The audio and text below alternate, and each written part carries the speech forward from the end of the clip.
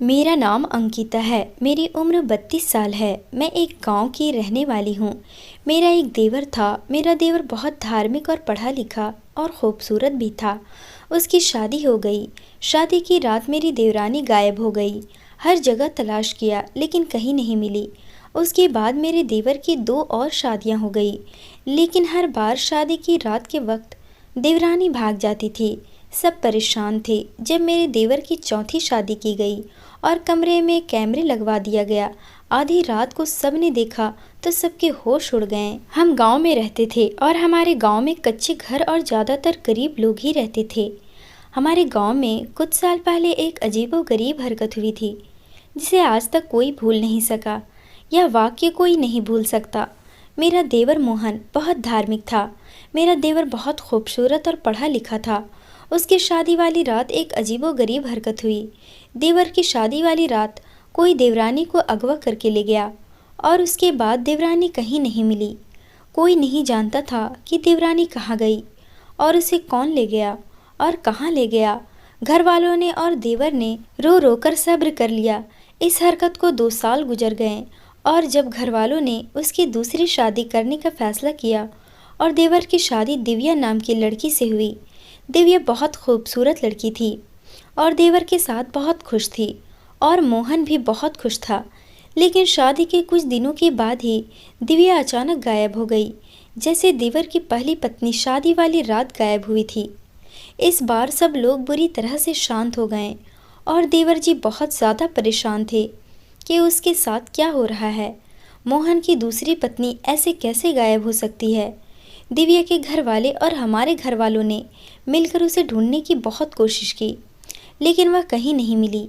मोहन ने फिर से इसे एक हादसा समझकर अपना लिया, लेकिन इस बार गांव वालों ने इसे किस्मत का फैसला नहीं बल्कि उनकी बदकिस्मती समझा और पूरे गांव में मोहन के खिलाफ तरह तरह की बातें होने लगी। शोर मचने लगा। कोई कहता कि मोहन पर ऊपरी साया है और वही मोहन का घर बसने नहीं दे रहा, और कुछ लोग तो यह भी कह रहे थे कि मोहन खुद ही अपनी पत्नियों को गायब कर रहा है। मोहन एक पढ़ा लिखा और सीधा साधा लड़का था। उसके बारे में ऐसी बातें सोचने को दिल नहीं करता था, लेकिन सच क्या है यह किसी को नहीं पता था। दूसरी पत्नी के गायब हो जाने के बाद मोहन ने सब्र कर लिया। सास जिस जगह रिश्ता लेने जाती सब लोग मना कर देते। मोहन ने 4 साल तक शादी नहीं की, लेकिन 4 साल के बाद हमारे पड़ोस के गांव से एक लड़की का रिश्ता आया जिसका नाम रीतू था। वो लोग मोहन के साथ होने वाले वाक़ये के बारे में नहीं जानते थे, इसलिए उन्होंने रीतू का रिश्ता मोहन के साथ कर दिया और हमारे घर वाले भी काफ़ी डरे हुए थे कि ये रिश्ता भी हाथ से न निकल जाए, इसलिए उन्होंने जल्दी जल्दी शादी तय कर दी। शादी में गांव के किसी भी इंसान ने शामिल होने की ज़रूरत नहीं समझी। रीतू मोहन की पत्नी बनकर हमारे घर आ गई। सब लोग बहुत खुश थे, लेकिन सबके दिलों में कहीं ना कहीं यह डर था कि रीतू के साथ भी वह हादसा ना हो जाए जो मोहन की पहली पत्नी के साथ हुआ। रीतू बहुत खूबसूरत और सुलझी हुई लड़की थी। उसने मोहन और हम सब को दिल से अपना लिया था, लेकिन शादी के 2 महीने के बाद उनके कमरे में से एक चीख सुनाई दी। जब सब घरवाले दौड़कर कमरे में गए तो वहाँ पर रीतू नहीं थी। उसके बाद रीतू गायब हो गई और फिर कहीं नहीं मिली। सब घर वाले ढूंढते रहे, यहाँ तक कि पुलिस को भी बुलाया गया, लेकिन किसी को भी पता नहीं चला कि वह कहाँ गई। और रीतू का भी वही अंजाम हुआ जो मोहन की दूसरी पत्नियों का हुआ था। इस वाक़ये के बाद तो गांव वालों को 100% यकीन हो गया था कि मोहन पर ज़रूर कोई ऊपरी साया है, और लोगों ने मोहन से मिलना और बात करना बंद कर दिया। बल्कि गांव के कुछ लोगों ने मिलकर फैसला करा कि मोहन और हम सबको इस गांव से निकाल देते हैं। इस गांव में रहेंगे तो पूरे गांव को मुश्किल में डाल देंगे। तो फिर हम सबको इस गांव से निकाल दिया गया था। हमने अपना पुराना घर बेचकर एक नए गांव में अपना घर ले लिया था और वहीं अपने घर में रहने लगे। हम जिस गांव में शिफ्ट हुए थे उस गांव में सिया नाम की एक लड़की रहती थी। उसे देखकर बिल्कुल कहा नहीं जा सकता था कि वह 32 साल की थी, लेकिन वो इतनी खूबसूरत थी कि 25 साल की ही लगती थी। खूबसूरत होने के साथ साथ इंटेलिजेंट। निधि, सिया और मोहन की कहानी बिल्कुल एक जैसी थी। हम जिस गांव में रहते थे वहाँ सिया पूरे गांव में बदनाम लड़की थी। गांव वालों ने सिया के खिलाफ अजीबोगरीब बातें कर रखी थी कि जैसे उसके ऊपर काला साया है, वगैरह वगैरह। लेकिन सिया सीधी और मासूम सी लड़की थी जो पूरे गांव में बदनाम हो गई।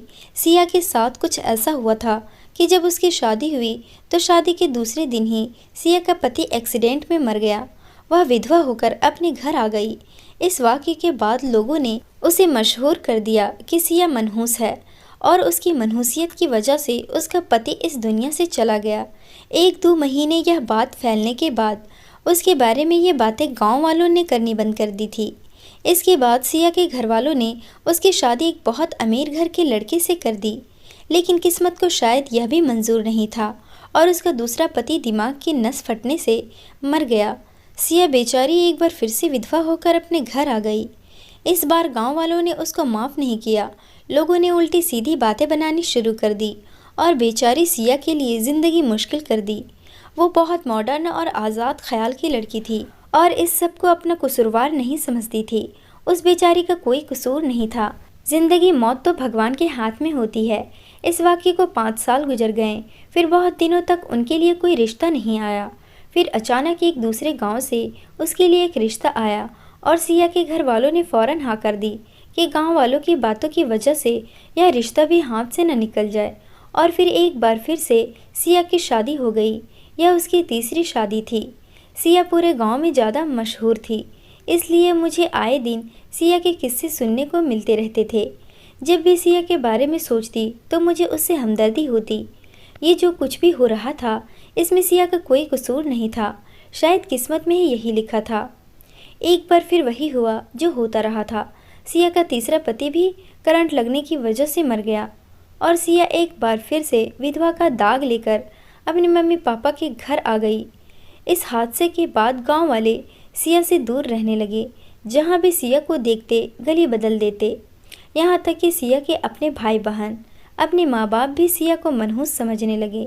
जिस तरह सब गांव वालों को मोहन के बारे में यह लगता था कि वह खुद अपनी पत्नियों को गायब करता है, इसी तरह सिया के बारे में भी सबको यही लगता था कि वो शायद अपने पति का कत्ल कर रही हैं। हमारे घर वाले जो कि उस गांव में नए थे, इसलिए सिया के बारे में ज़्यादा कुछ नहीं जानते थे। बस इतना जानते थे कि सिया के 3 पतियों की डेथ हो गई है। हमें भी अपने देवर की शादी कहीं ना कहीं तो करनी ही थी, इसलिए हमारे सास ससुर मोहन का रिश्ता लेकर उनके घर गए।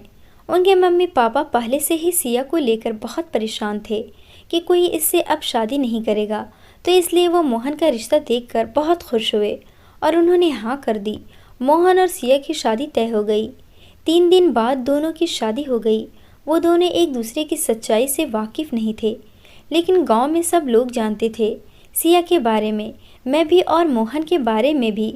गांव वाले बहुत खुश थे कि वह दोनों एक दूसरे से शादी कर रहे हैं। सिया के 3 पति मर चुके थे और मोहन की 3 बीवियां भाग चुकी हैं और गांव वाले इस बात से खुश हैं कि ये लोग आपस में ही शादी कर रहे हैं। देखते हैं आगे कौन बढ़ता है और फिर सारी सच्चाई खुद ही खुलकर आ जाएगी। कसूरवार कौन है, मोहन या सिया? अब पता चलेगा कि कौन कितना मनहूस है। मोहन और सिया की शादी हो गई। अब देखते हैं कि पहले कौन बढ़ता है ताकि दूसरे की हकीकत का पता चल सके। मोहन शादी के बाद सिया को अपने घर ले गया। सिया जाकर कमरे में बैठ गई और मोहन बाहर मेहमानों के पास चला गया। सिया कमरे में जाकर बैठ गई और उनका इंतज़ार करने लगी। सिया काफ़ी देर तक कमरे में अकेली बैठी मोहन का इंतज़ार करती रही, लेकिन मोहन अंदर नहीं गया। वह काम में व्यस्त था। 3 घंटे के बाद जब वो काम से फ्री होकर कमरे में गया तब सिया उसका इंतज़ार कर रही थी। कमरे में दाखिल होते ही मोहन को एक अजीब खुशबू का एहसास हुआ। हर तरफ से और कमरे को बड़ी खूबसूरती से सजाया गया था। सामने देखा तो बेड पर सिया घूंघट लिए बैठी थी। मोहन मुस्कुराता हुआ आगे बढ़ा और सिया के थोड़े से फासले से आकर बैठ गया। सिया का हाथ पकड़कर प्यार से कहा, आई एम सॉरी सिया, मुझे आने में थोड़ी देर हो गई। मैं जरा आए मेहमानों में व्यस्त हो गया था। सिया ने शर्माते हुए नज़र झुका ली और हल्की आवाज़ में बोली कि चलो कोई बात नहीं, आप देर से ही सही, मगर कमरे में तो आएँ। सिया की बात सुनकर मोहन मुस्कुराया और मुस्कुराते हुए बोला, कैसी हैं आप? सिया ने मुस्कुराते हुए जवाब दिया, मैं ठीक हूँ, आप कैसे हो? मोहन ने मुस्कुराते हुए कहा कि मैं भी ठीक हूँ और आपका कब तक घूंघट में रहने का इरादा है? क्या घूंघट नहीं उठाएंगी? सिया ने मुस्कुराते हुए कहा कि मैं घूंघट नहीं उठाऊंगी, पहले आप मुझे मुंह दिखाई का तोहफा दीजिए। इस पर मोहन मुस्कुराया और अपनी जेब से हीरे की अंगूठी निकालकर सिया को पहना दी।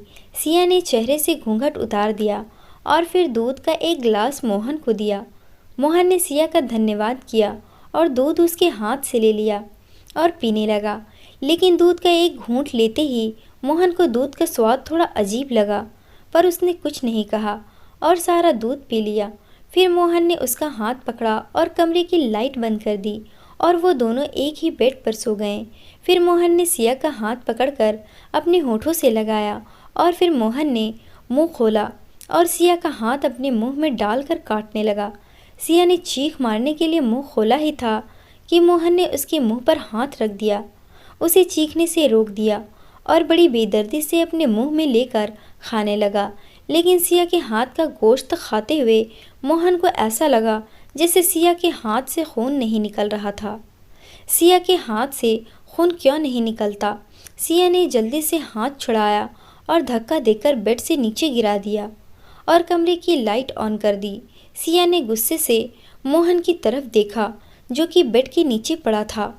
उसने कहा कि मैं जानती हूँ कि तुम कोई इंसान नहीं हो, एक आदमखोर हो जो इंसान का गोश्त खाता है। मोहन ने बौखला कर सिया की तरफ देखा। वो अपना राज खुल जाने की वजह से गुस्से में था। सिया बोली कि तुमने अपने पिछले 3 पत्नियों को कत्ल करके उनका गोश्त खाया है और उनकी लाशों को गायब कर दिया और लोगों को लगता है कि तुम पर ऊपरी साया है। तुम्हें क्या लगता है कि तुम मेरा भी गोश्त खाओगे? मोहन ने हंसते हुए सिया की तरफ देखा जो हंसते हुए उसकी तरफ देख रही थी। फिर मोहन ने बौखलाते हुए पूछा कि तुम कौन हो और मेरे बारे में इतना कैसे जानती हो? सिया मोहन की तरफ देख रही थी और कहने लगी, तुम सोच भी नहीं सकते कि मैं कौन हूँ, और अगर तुम्हें पता चल जाए कि मैं कौन हूँ तो तुम यहाँ रहने के काबिल नहीं रहोगे। मोहन सिया की बात सुनकर हैरान हुआ और अपनी उंगली काटते हुए बोला, तुम्हारे जिस्म से खून क्यों नहीं निकल रहा? देखो सिया, मैं जानता हूँ कि तुम भी कोई इंसान नहीं हो। सच सच बताओ तुम कौन हो? सिया ज़ोर ज़ोर से हंसने लगी।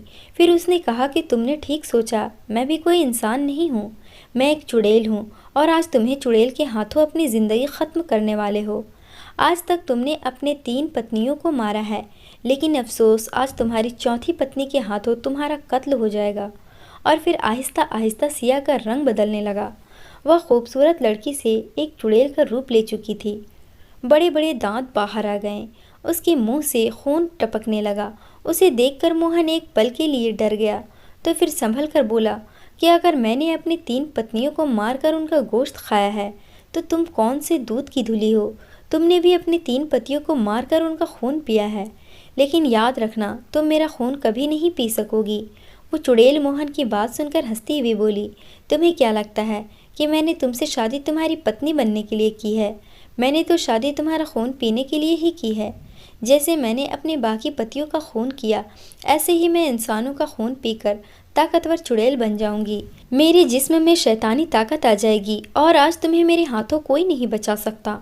मोहन गुस्से से खड़ा हुआ और सिया उसे मारने के लिए आगे बढ़ी, लेकिन मोहन सिया को जोर से धक्का दिया और सिया फर्श पर जाकर गिर पड़ी।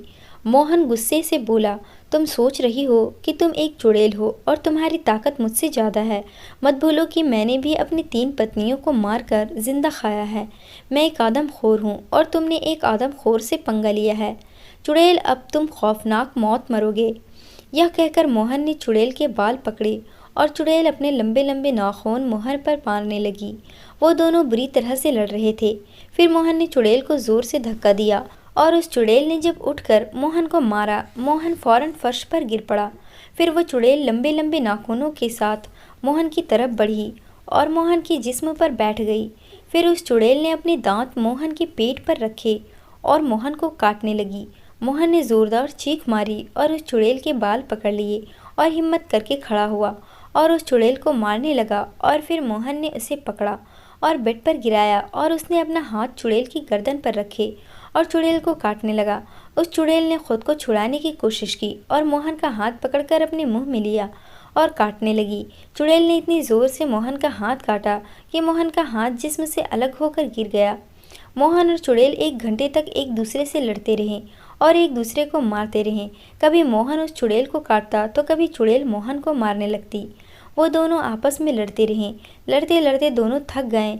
मोहन ने आखिर में कैंची उठाकर उस चुड़ैल के स्तर पर मारी और वहीं तड़प तड़प कर मर गई।